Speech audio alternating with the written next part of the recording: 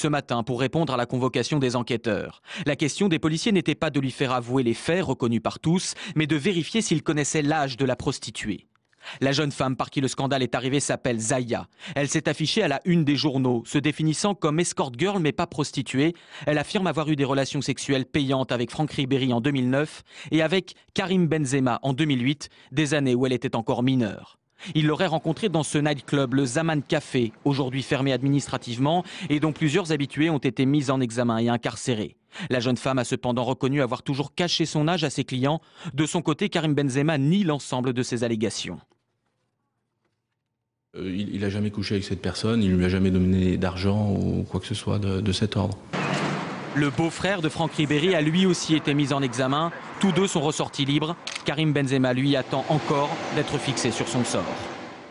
Aurélia Guillemin, bonsoir. Vous êtes en direct de la brigade de répression du proxénétisme à Paris. Après plus de 6 heures de garde à vue, les deux joueurs ont été présentés à un juge d'instruction. Et pour le moment, donc on l'a vu, seul Franck Ribéry a été mis en examen et a quitté le palais de justice. Quelle a été sa réaction ? Bien, il a quitté le tribunal il y a maintenant 2 heures, décontenancé.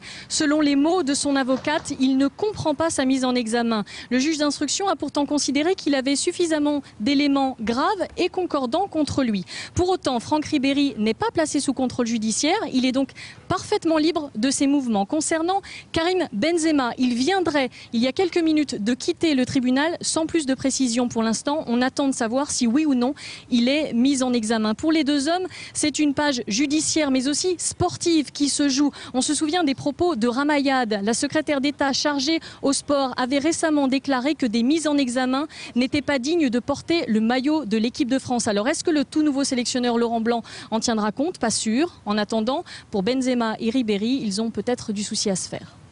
Merci Aurélia Guillemin pour ces précisions. La tension retombée dans la vallée du Cher. Les obsèques de Luigi Duchesne ont pu se dérouler